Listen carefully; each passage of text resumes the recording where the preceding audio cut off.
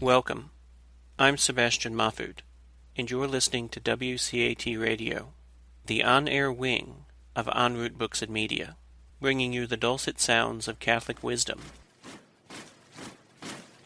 Well, welcome back, everybody, to the second part of my discussion with Alan Rhoda on Open Theism. This time, he's going to be answering some more objections that I can level against the viewpoint, as well as giving his assessment of the other viewpoint. He'll tell us what he thinks of Molinism, Calvinism, simple foreknowledge, and the Thomistic perspective. So I'll just let you dive right back in and listen to our discussion. Okay, I got things going again. Okay. All right. Yeah, so I was saying, I think in addition to its merits with respect to the problem of foreknowledge and free will and stuff, I think open theism also that there's a quite respectable amount of support in Scripture, at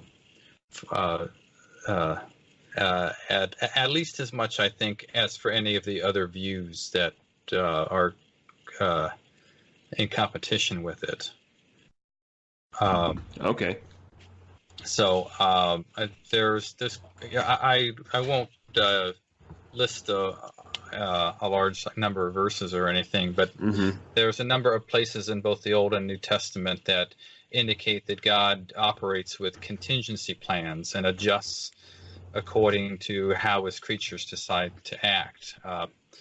Perhaps the most explicit place in Scripture you see this is in Jeremiah 18,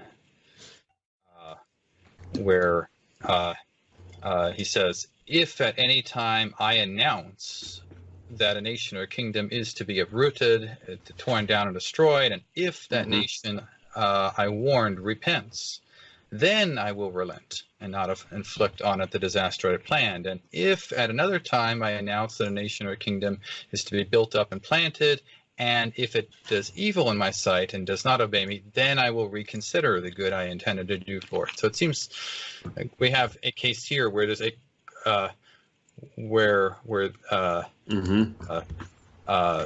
the Lord is announcing, a flexibility in how he responds to people depending on what they do. I could see that. He's not saying this is what you're going to do and what I'm going to do. He's saying, well, if you do this, I'll respond this way, and if not, I'll respond this way. Yeah. Yeah. And that stuff like that fits the open type of fits the open theist picture of providence to a T.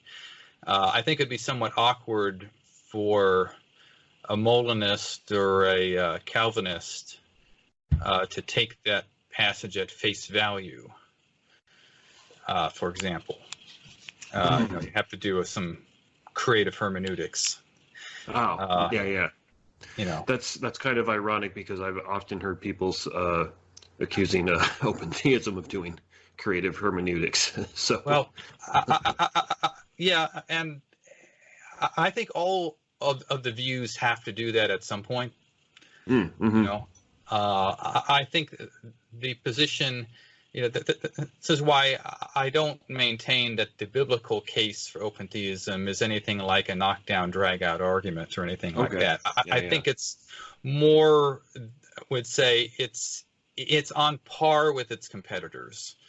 And I think the debate between, say, open theists and non-open theists in terms of Scripture is kind of a parallel in some respects to the debate between Calvinists and Arminians on the nature of salvation. In that both can appeal to scriptural support for their positions. Yeah, each side has their texts that they think strongly indicate that their view is right, and that the other side has to has to find ways to finesse their interpretation in order to work around those proof texts. Yeah.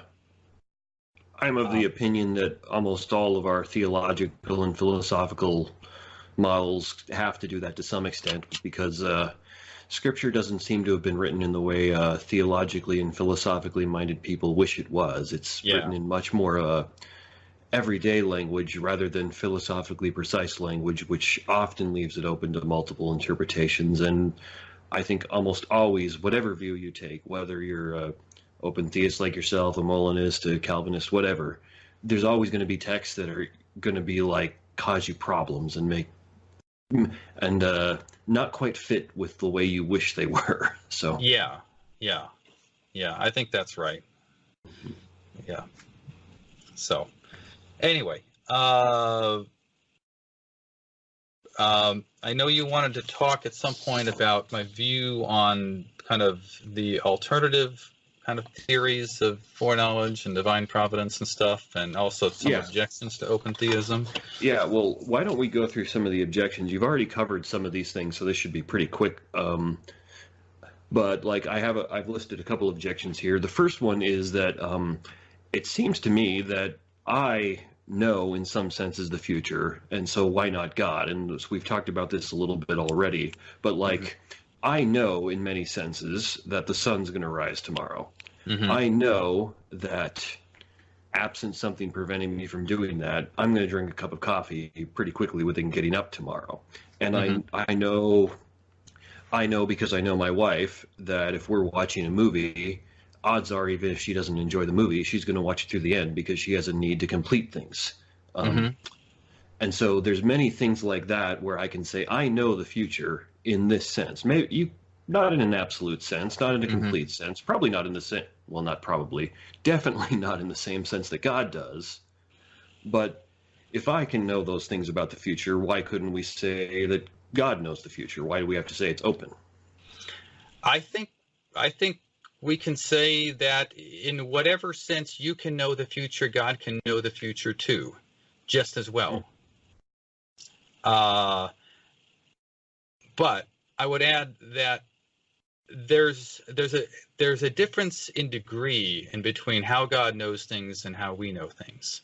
I wouldn't want to say it's kind of a matter of a different sense altogether. It's not an equivocation here, but that I think that knowledge is a degreed concept, and one reason for thinking that is that knowledge is a relation between a knower and a known, and that relation can be, more or less tight or close or secure, right? And that's a matter of degree. And if you think about all of the main concepts that people use to articulate knowledge, truth, justification, belief, reliability, grounding, the warrant, all of these plausibly come in degrees, right? Claims can be more or less true, right? They can be more or less off the mark in terms of how they represent reality. Yeah, that follows for some claims, yeah. So truth seems to come in degrees, or at least admit of degrees. Belief seems to come in degrees, right? You can believe something more or less strongly. It can be more embedded in your noetic structure. The notion justification comes in degrees. You can have, your evidence for a claim can be stronger or weaker. Yep. And so forth. Reliability. You're talking, reliability of cognitive faculties. Well, that obviously comes in degrees. So it would be strange for all of these concepts upon which knowledge depends in some sense to be degreed, and for knowledge not to be. So I think when we speak of God's knowledge and what God can knows, we're thinking of knowledge in kind of the ultimate sense, where God is at the limit case of the epistemic spectrum. So when we speak of God's knowledge, we're thinking of knowledge with a capital K, or like super knowledge. It's, you know,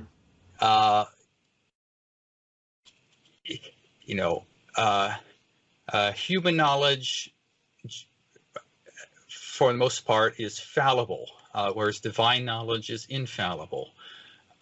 Human knowledge is partial, whereas God's knowledge is comprehensive. We have limited and often indirect acquaintance with the objects of our knowledge.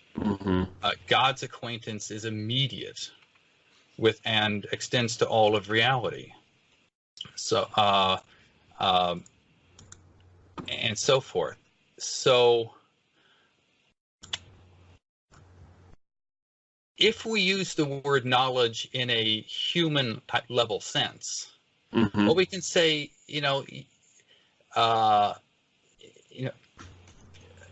in some sense that, that is fallible and stuff like this. You can say, yeah, what you can know about the future, God can know too, in that sense. God can have a fallible belief about things in the future, because the standards of that knowledge are the same, but God's going to satisfy those standards in a much higher degree. But if we're speaking strictly, where we're talking about knowledge with a capital K, well, then the requirements for that to count as knowledge with a capital K, are much stronger, right? And I think if it would be wrong to how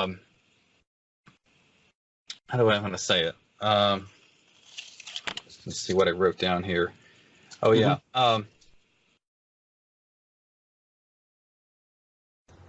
Yeah. Let me read what I wrote here, and yeah, no problem. Tie in with. So there's a bit of an ambiguity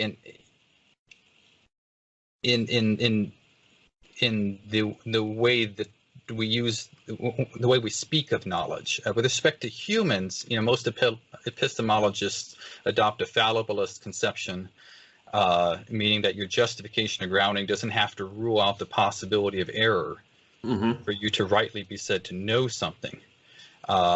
And when it concerns the future, human attributions of knowledge are retrospective, right? If things don't turn out as you thought they would, then we don't say you knew it, right? We say you thought you knew it, right? But you turned out you were wrong. With God, I think his knowledge is supposed to be infallible, and in the context of foreknowledge, it's supposed to be prospective, not retrospective. And relative to us, God doesn't just kind of know; he super knows, and this requires more than fallible grounding or justification and contingent after the fact kind of validation. It requires that God have perfect and immediate acquaintance with all of reality. That precludes even the possibility of after the fact invalidation. And I want to say, if reality is in some respect or other intrinsically open-ended, as the open theist affirms, then a God who knows perfectly has to know it as such. If he didn't, that would be a defect in God's knowledge. It would not be perfection. So in some sense, then, you could almost say the disagreement, or where the contention lies with the open theist position, is more in how reality's like, not in what God knows, which is, if reality is open, well, then, of course, that's what God's going to know. But if it's not, then, of course, God's not going to know it that way. Yeah, the question between the open theist and the non-open theist, at least on my version of open theism, I'll set Hasker and Swinburne aside. Okay. Is not whether God is omniscient. It is what is the content of God's omniscience. Yeah. Okay. Yeah, that makes sense to me. I've come across some similar stuff like that before when I'd read other open theist positions. So the next objection I had here, again, we pretty much already talked about, is that some aspects of open theism seem hard to square or with Scripture, as God is making prophecies and predictions and stuff like that come true. But you already more or less talked about that when you'd said, well, yeah, there's places where you're going to have to do a little bit of creative hermeneutics, and that pretty much applies to all these views. So Yeah, I can add a bit more okay. specificity there. So I think if you look at the different cases of predictions or prophecies in Scripture, that the open theist has a number of strategies that he can use, depending, on the case at hand. One, and this alludes to like the passage from Jeremiah that I read, Jeremiah 18, is that a lot of predictions that appear to be categorical may in fact be conditional. Oh, okay. Right. One case in point of this is the where the prophet went to Hezekiah and told him, you're about to die, so it's time to put your house in order. And so he went and he prayed and he pleaded with God, please don't kill me. And the prophet who had walked away was sent back to Hezekiah and told, okay, I'm going to add 15 more years. Right. So initially this looked like a categorical type of declaration, you're your time's up. And it turns out it wasn't. Yeah, seemingly the most easy, straightforward interpretation of that is Hezekiah prayed and God changed his mind, which doesn't sit well with some of the other models, but sits fairly well with an open theistic model. Yeah. Another route an open theist could take is to say, well, that some of these predictions or prophecies may just be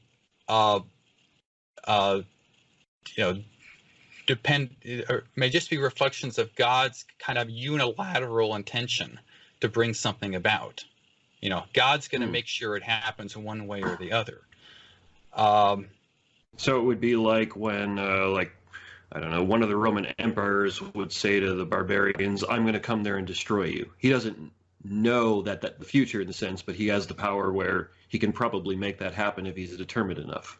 Yeah, it may still be an open question of exactly how and when the destruction is going to happen, but it's a settled fact that it's going to occur because he has the power and means to do it. Yeah. I see. Okay. One sort of case in point that I could allude to is the case of Balaam, and his donkey and stuff.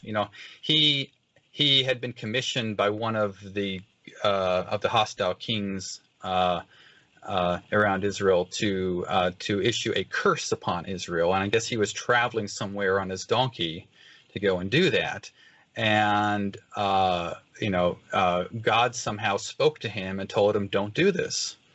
And he went and he proceeded on his way, and God, I guess, appeared as an angel or something, so the donkey was able to see this, and the donkey stopped, and and he beats his donkey trying to get the animal to move, and finally the donkey speaks to him, why are you hitting me?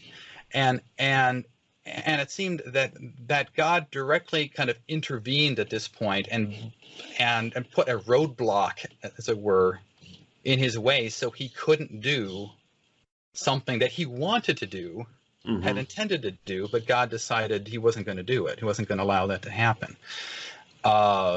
So I'm, sure there are ways that God can and does sort of steer events, even if necessary, by overriding or blocking the exercise of people's will, if that's what it takes to accomplish a certain result or prevent a certain result. I think predictions or prophecies could also be understood as just kind of consequences of causally determined trends that are in place. For example, I would I would appeal to this to help explain one of the verses that's often used as a problem case for open theism, which is the threefold denial of Peter. Mm-hmm. I would say that there's no compelling reason to think that at that time that Peter was completely free to do otherwise. Given his state of mind and the pressure he was under, it seems to me at least quite plausible that under the circumstances where his faith was tested, he couldn't realistically have done anything other than deny Christ. And then at the end of that, after he denied Christ, all that God had to do was to go and poke a chicken so that it would crow, and the prophecies fulfilled. Now that might involve a little bit of creative hermeneutics, but I don't think it's outside the realm of plausibility. I guess there, if I'm not, you would, maybe, I don't know if this would be your words, but it would be like you would want to say, sure, it was logically possible for Peter to not deny Christ then, but it was no longer causally possible, if I could return to a distinction you were making earlier. Would that be right? Okay. Yeah, say something along those lines. Like if we suppose that, as I think a lot of non-Pelagians would want to, that for us to act as God wants in any particular occasion requires some measure of divine grace. And maybe at that point in time, kind of Peter was sort of on his own without whatever necessary divine aid would have been necessary for him to resist the pressure to deny Christ. And, if Jesus knew that would be the situation, he could have predicted exactly what was going to happen. Okay. Yeah. And with respect to free will in general, I hold to what's known as a restrictivist view of free will. In other words, I don't think we're nearly as free as we'd like to think we are. Yeah. And I would point in that to a paper by Vanenwagen called "When is the Will Free?" And he makes, to my mind, is a compelling argument that in cases where you take yourself to have decisive reasons for doing one thing over against another, that it's really not a matter of free will at that point. It would be irrational for you, and thus not a paradigm case of freedom, for you to do otherwise when you think you have compelling or decisive reasons to do this. Yeah. I think I'd be sympathetic to that. I tend to think libertarian free will tends to imply that we're a lot more free in the sense of not being influenced than we really are. We definitely are influenced to some degree or other by a large number of things that are external to us. So, yeah. Okay. Do you have more to say there? Or? Yeah, I think. Well, there is more I could say, but it's probably best to move on to the next topic, just because I don't want to drag the discussion too much.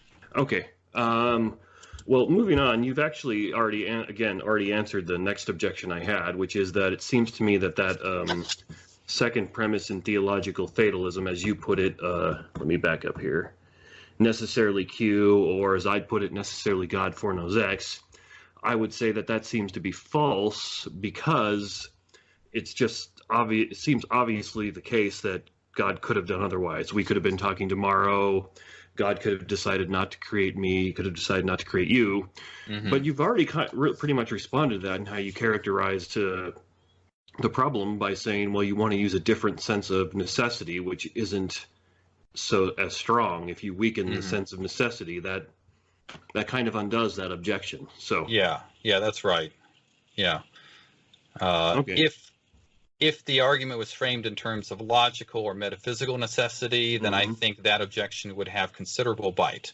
Yeah. But when framed in terms of now unpreventability, I don't think it's relevant. Yeah. When you frame it in weaker sense of necessity, then this argument kind of misses the point. So, okay, well then, what other critiques or objections did you want to respond to that you're aware of?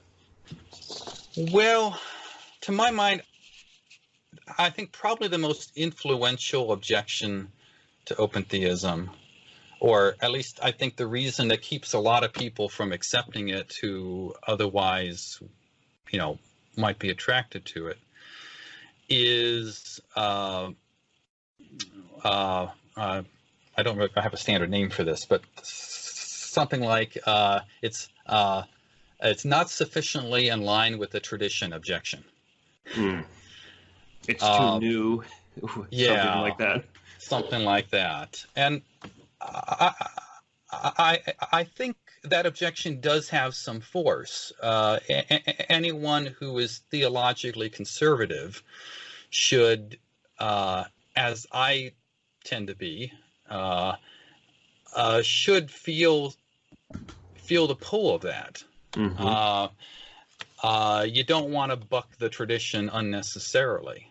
Yeah, I've heard it put one time that a good rule of thumb for theology and philosophy is if you're the only one who's come up with your brand new great idea, you're probably wrong. Yeah, and I agree with that as a general rule. I think though that in a certain respect, open theism is not as at odds with the tradition as is often depicted, for a couple reasons. One, it really draws on a couple strands that are in the tradition almost from the get-go, and just combines them in a way that people hadn't up until fairly recently. So open theists affirm with Calvinists the idea that God is sovereign over his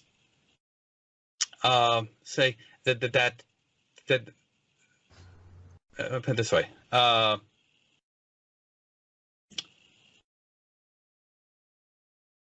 Okay. So the Calvinist will sort of typically want to take the sort of problem of divine type foreknowledge and just kind of concede the argument and say, yeah, that's right, actually. We aren't free in the way we might like to think we are at all. It's not just restrictivist free will. It's just we aren't ever free in that libertarian sense. Yeah, that's exactly what the Calvinist I had on the program said. Absolutely. And so we agree with the Calvinist on the soundness of on the validity of excuse me. I'm trying to think back to a paper I wrote several years ago and how I put it there, and it's not coming back to me quite clearly. How do I want to put it? We agree with the Calvinist that there is an incompatibility between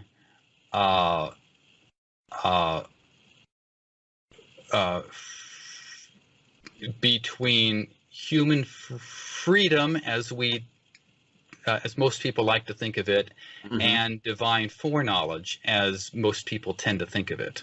Okay. We also agree with people like Molinists and Occamists and others in affirming that people are free in a broadly libertarian sense, at least some of the time, right? Yeah. So we have so we just combine those two views and draw the conclusion that, well, if there's an incompatibility between foreknowledge as it's been traditionally conceived and human freedom, and if humans are in fact free to some extent, then we've got to reconceive how we're thinking about divine foreknowledge. So we take a premise from the Calvinists, we take a premise from the Arminian, and we put it together, and you get open theism. So the premises are both there in the tradition. Okay, I see. It's just the combination of them that might seem a little novel. The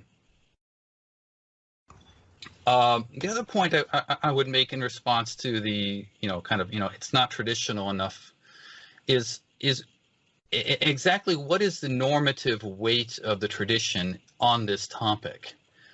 It's not as though there was ever like an ecumenical sort of council that explicitly debated the question of what is the nature of divine foreknowledge, and arrived at a consensus that it had to be a certain way. Arguably, as with the doctrine of the Trinity and stuff like that, right? Point to a specific council where people debated this and arrived at some conclusion that was expressed as a creed or an official statement of faith. So you don't have that sort of thing with respect to the foreknowledge issue.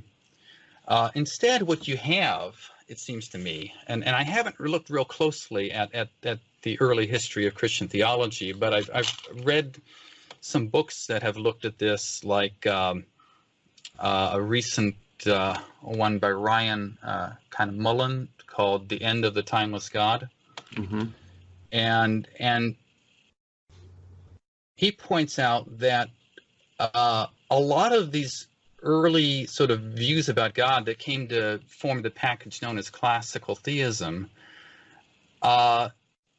weren't really argued for in any careful, systematic way. They just seem to have been absorbed from the philosophical zeitgeist of the time, like the Neoplatonism and I've heard that. Platonic philosophy. Because if you look at the Bible, the overwhelming impression is not that God is timeless or absolutely immutable, but quite the opposite. Yet, fairly early on, the Christian tradition, at least by the time you get to Augustine and Boethius, it seems to be taken for granted that God is timeless and absolutely immutable. Well, they didn't get to that conclusion from studying Scripture. They got to that conclusion by drawing on some philosophical assumptions that were floating around that were current in their day. But the mere fact that the issue seems to have been more or less kind of taken for granted, like folks didn't argue systematically for these views over against their denials,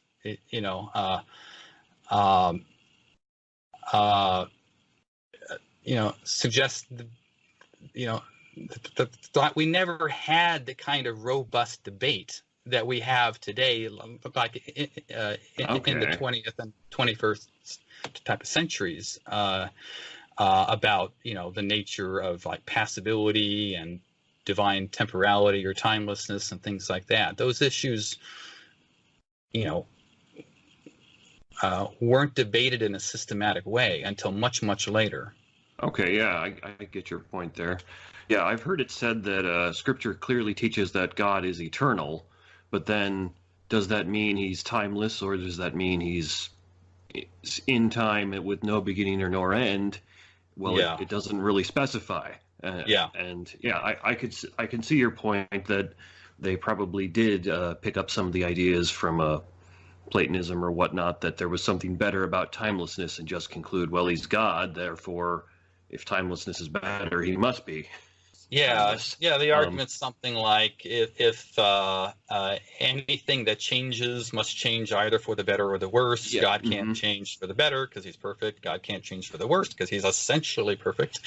Therefore, God can't change. So God's absolutely immutable. And anything that's absolutely immune to change is ipso facto timeless or something like that. Or God must be pure act in order to be, the greatest conceivable being. What's pure act can't change, therefore God can't change, and stuff like this. But all of these arguments draw on assumptions that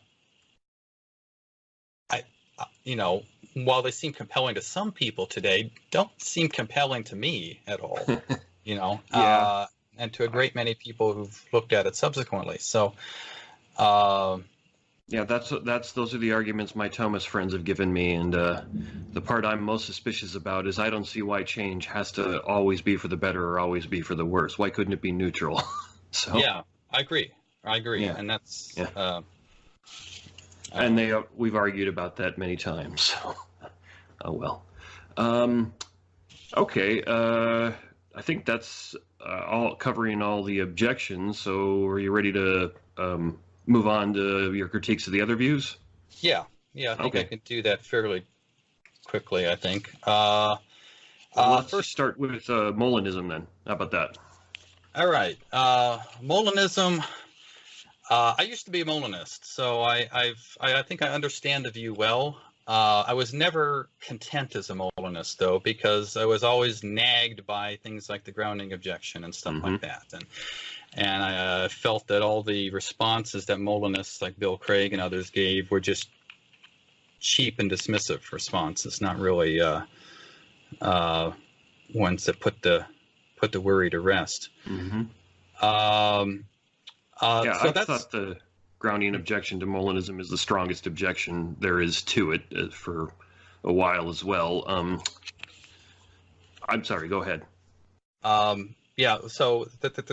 that's one problem I have with Molinism. I have several others. One that I think is, to my mind, a decisive objection. Well, I think the grounding objection is decisive too, but one I think that is independent of it, that is also decisive, is that it does not and cannot solve the problem of divine foreknowledge that it purports to. Right? Oh, how is that? So the Molinist, wants to do two things, right? They want to have a strong view of divine providence, right, where God is kind of meticulously in control of every little thing that happens. God, and they want there to be true future contingency. Right? Well, they've got a problem here, because if you recall the way I laid out the fatalistic argument, right, you need two things to have a successful argument for fatalism. You need a future specifier, and you need that specifier to be now unpreventable. Well, God's creative decree on the Molinist account is a future specifier. God is decreeing a complete history, right? All the details. That's part of his decree. It's informed by his middle knowledge, but it's, his decree specifies all that and gives rise to his free knowledge, which is also a future specifier. Well, okay, fine. But that decree, in order to have the providential oomph that the Molinist wants it to have, has to be now unpreventable. Oh, right? Okay. I think I see where you're going, yeah. If you say that it's preventable, then Molinism collapses into Ockhamism. It collapses into something like the simple foreknowledge view. You lose every providential advantage that Molinism is supposed to have. So either Molinism collapses into theistic determinism, or it collapses into Ockhamism. It's an unstable position. That's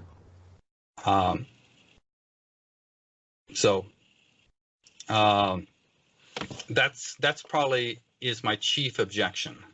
I haven't heard that critique of Molinism before. That's interesting. I've always heard people talk about the grounding objection. So yeah. The grounding objection is the most well-known one, and I like that one too. There's also a kind of explanatory priority thing, but I think a dilemma I raise is quite decisive. That the Molinism's unstable, right? It's you can't have your cake and eat it too. I see. Something's got to give there. I think the only way I could see around that then would be to say that somehow the way you've categorized the problem of divine foreknowledge, your argument for theological fatalism, there's something wrong in how you're doing that. Yeah, and I would challenge the modalists to try to poke a hole in that. I don't think they can, but yeah, I think you're right that that's where the debate would probably move. Okay, interesting. Huh. Yeah, I'd never heard that objection before. That's that one. I'm going to think about that one for a while. So, because I'll freely admit that Molinism is one of the views that I tend to be pretty sympathetic toward. Although I don't call myself a Molinist anymore. I did for quite a few years, but that I still find myself pretty sympathetic to that viewpoint because there's quite a few things about it that do seem to make sense to me. But yeah, that's a pretty that and the grounding objection are pretty decent objections at the same time. So, okay. I guess what's next view? How about the Calvinist or the Reformed view, which generally just accepts the argument and then says, "Oh, but we're not really free. You just get to do what you want to do, but you don't ever actually have libertarian freedom." Yeah. So I like to say that it's really amounts to theistic determinism. It doesn't solve the problem of divine foreknowledge. It just concedes it. He says God is the ultimate sufficient cause of everything in creation, so your choices are not ultimately your own. God sovereignly decreed and set up a system of causes, ensuring that in due course you would do exactly what God has decreed in all particulars. So I think this view is deeply problematic. Unlike the Molinist view, I think it's internally coherent, but it reduces creaturely agency to zero. Yes, definitely. It makes us pawns on a divine chessboard. Not, I think, creatures made in God's image, unless that is understood in a fairly attenuated sense. We're more like the characters in a novel that God has written, and of course, the characters in a novel don't have any real agency. Only the author does. Yeah, that's.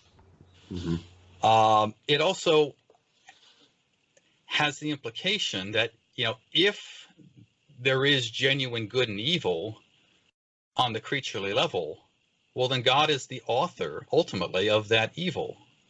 And I don't know how you reconcile God's specifically decreeing evil things to occur, up to and perhaps including the eternal kind of damnation of a host of individuals with the goodness of God.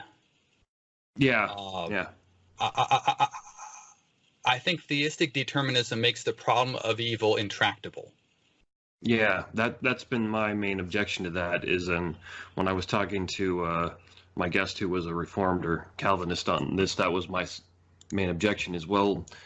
But how is it just for God to punish me for sinning if I could not have done otherwise? That's just unjust. And we know God is just. Yeah. So therefore, I conclude your view has to be wrong. And he and I argued about that quite a bit. I mean, it was a friendly discussion, but that's where I found the main point of contention to be, just like you're saying. So. Yeah. So for me, it's a non-starter for that reason. The timelessness view, or we might think of this in somewhat the context of maybe like Thomism or something, but or Boethius's view, but the timelessness view doesn't solve the problem because of divine foreknowledge, because the problem, as I stated, it has nothing to do with time. Nor does it have anything to do with the so-called distinction between, say, horizontal and vertical types of causes. I'm glad you're bringing that up, because when I talked to my friend Jonathan Studi about this, who's a Thomist. He was actually the guy I had on before you.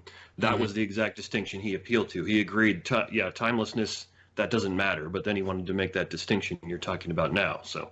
Yeah, I think that the distinction between kind of the horizontal and the vertical, or between the creature to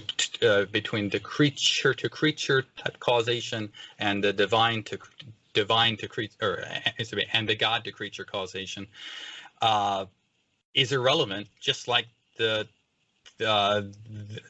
temporality issue is irrelevant, because the problem, as formulated, doesn't have any premise that asserts anything about the horizontal or vertical direction of causation. All it says is that you've got a future specifier and it's now unpreventable. So take the total kind of causal nexus that's in play. That is the horizontal and the vertical. Let's lump them all together. Do those dictate a unique, complete future? If they are, then they're a future specifier. Are they preventable? Well, not unless God is passible in some respects, and Thomists don't want to say that. No, definitely not. So the Thomism, if it's orthodox, like Thomism, is a version of theistic determinism. It collapses into theistic determinism. It's you can't consistently be a libertarian and be a Thomist. Okay. Well, I'll when Jonathan listens to this, I'll see what he has to say about that. But okay. And then the last view that is really popular is the simple foreknowledge view, which you've already mentioned before. So what's your take on that one? Well, I've given you my main problems with it. I think it's right that it does solve the problem of PDF, or the problem of divine foreknowledge, by denying the unpreventability of the future specifier. But it has one liability. One is that because God's foreknowledge on this view is ontologically dependent on the actual occurrences of creaturely free choices, it is providentially useless with respect to those choices. The simple type foreknowledge view offers God no providential advantage over open theism.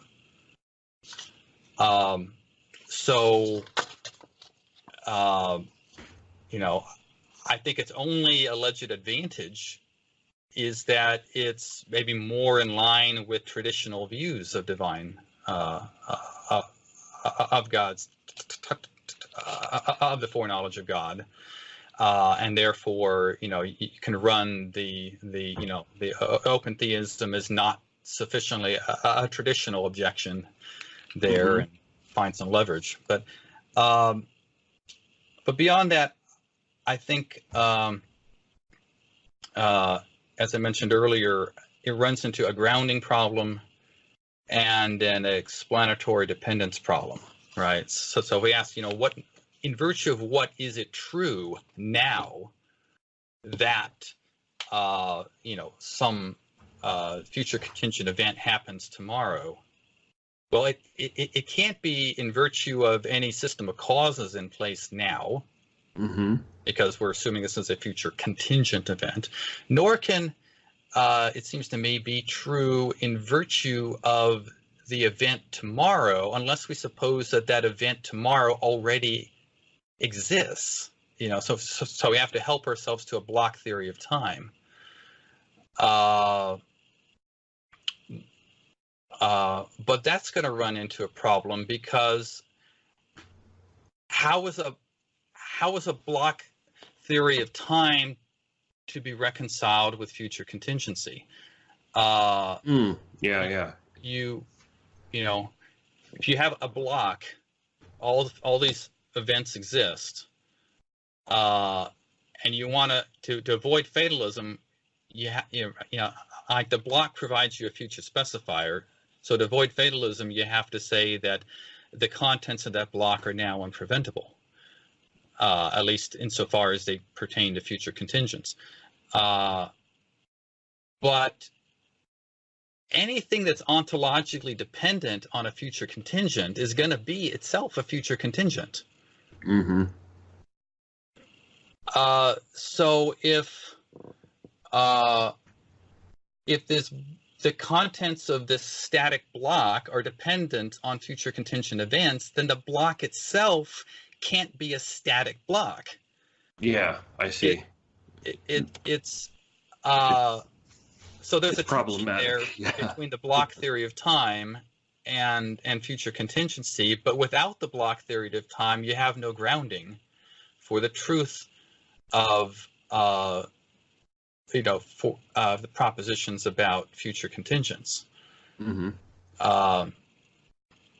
So you have that grounding problem, and then I think you have the kind of explanatory dependence problem that seems to get things backwards, and to put you into some kind of system backward causation, that somehow events at a future point can retroactively are able to bring about not only something's having been true all the way in the past, but it's having been believed by God all the way in the past. And I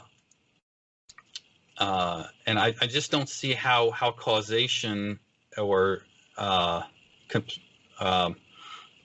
plausibly be thought to work that way. Okay, yeah. That's what we talked about a bit before. Okay.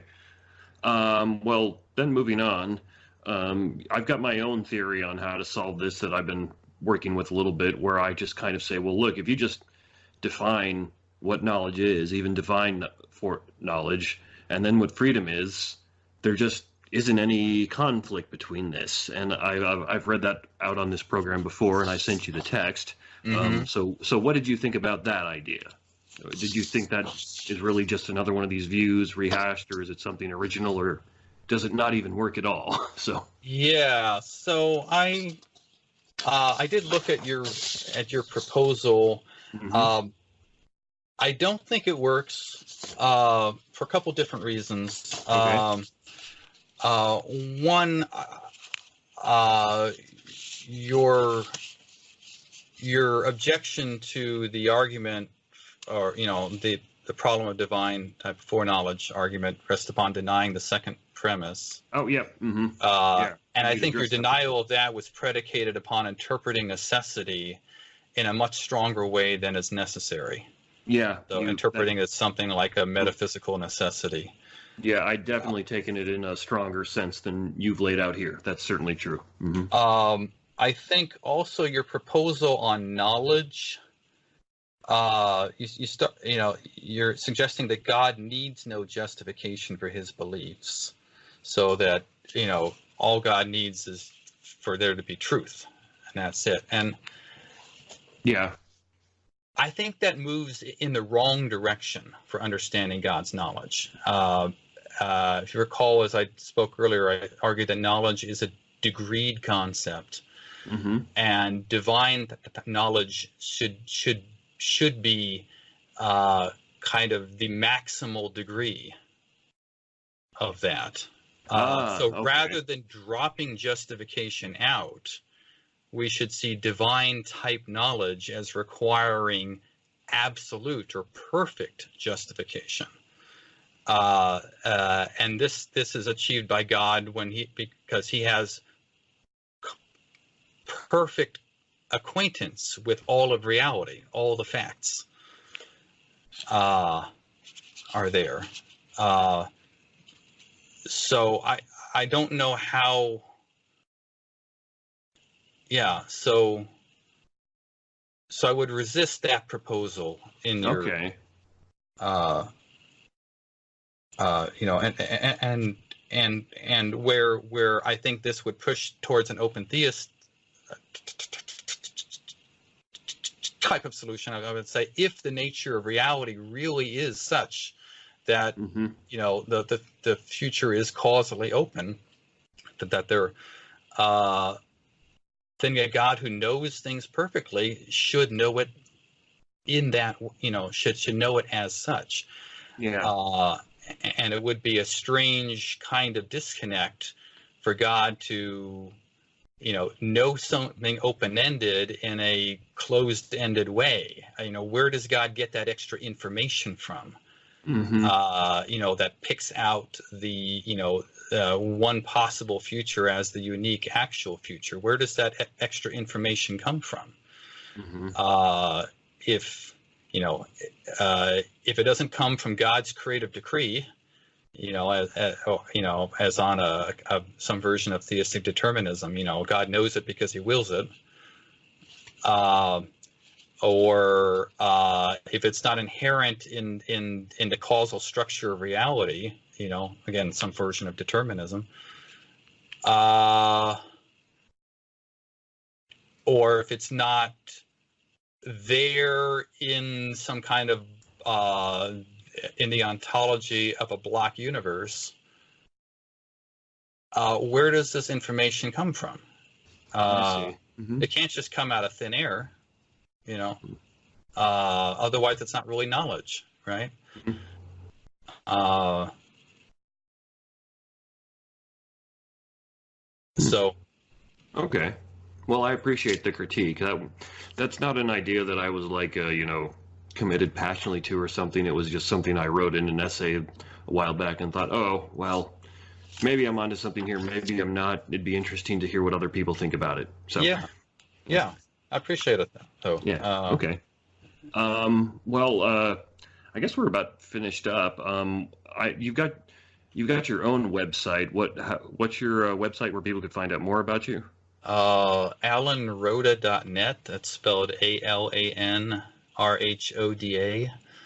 Okay. .net. I don't update it very often, but I do have a blog where I've posted stuff. Again, I'm not very active on that blog, but I have some good stuff there, I think. And I have links to most of my published work there that people could are free to download. And if people wanted to get a hold of you, would that be a good way for them to contact you, or? Yeah, I think my email, at least my work email address, is there. arhoda@cts.edu. I may be a bit slow in responding to things because I usually have a bunch of different things I'm juggling at a given time. Okay. But I will try to reply as best I'm able. Well, I appreciate that. Do you have any other resources you could recommend to people who wanted to look more into open theism or learn more about it? Yeah, I would say for a like non-philosopher, wanting just a kind of a primer on open theism and a sense of some of the biblical argument for it, I think probably the best single book is by Gregory Boyd called God of the Possible. I've read that. Good book. I didn't agree with a lot of his arguments, but great book. So yeah, I think it's the best place to get to start at. Another pretty good book is one that was edited by Pinnock and some other people called The Openness of God. It's a little bit outdated. I think it was like 94 or 95 when that came out. But still pretty good. And John Sanders, who's a prominent open theist theologian, he's got a book called The God Who Risks. It came out in a second edition a few years ago, and that's a pretty good book. I think on the philosophical side of things, honestly, I think my work's probably the best stuff that's out there. Well, I've read several of your essays, and they were quite thorough and rigorous, so I'll attest to their quality. So, I'm not trying to brag or anything, but I've the community of people who do open theism as philosophers and stuff, and have written extensively on it, is fairly small. And I know, I'd say, all the major players in that, and I think my philosophical work on it is something that's probably the only person who's also doing some philosophical work that's directly kind of relevant is I'm blanking on names. There's a philosopher named Patrick Todd who's written some really good stuff, and Elijah Hess. Oh, yeah, I met him at a conference one time and have come across his essays before. Yeah, he's doing good stuff there. Yeah, I'd say those two people, at least in English, are doing some of the best work out there. Cool. Okay. Well, I think we've gone through all my notes. Do you have anything else you want to say or sum up? Just say thanks for the opportunity. It's been a good discussion, and curious to know what kind of reactions you get from it, but we'll see. Well, thank you so much for doing this, and especially since when the tornadoes came through, we had to stay up late to pick it back up again. So I really appreciate that. Thanks for your patience with all that. And I really enjoyed this too. I appreciate how rigorous and thorough that you've attempted to be in your argumentation for open theism and your critiques of the other view.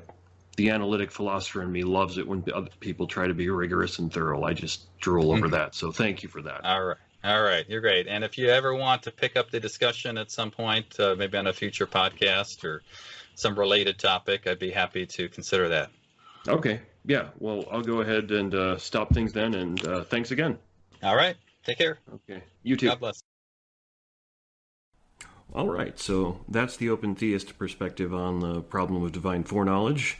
As always, please, what did you think of the presentation Alan gave? Did you like some things about it, dislike some things about it? What did you like about his or dislike about his assessments of the other viewpoints? Write and let me know. Do you think open theism's the way to go, or do you think it's just a bunch of hogwash? As I said there, I really enjoyed how analytical and rigorous Alan attempted to be in his presentation of it. So write in and let me know what you think. You can reach me at theexaminedlifewithphil@gmail.com, or I started a Facebook group for the podcast, The Examined Life with Phil. Just search that on Facebook, you'll find it, and comments there are always welcome. And if you like what I've been doing here on the podcast here, like it, share it on the social media, on Facebook, on other social media sites, get it out to more people. Thanks for listening, and I'll be back again next week. We hope you enjoyed the program and will join us back for another show on WCAT Radio. This is Sebastian Mahfood. Good day.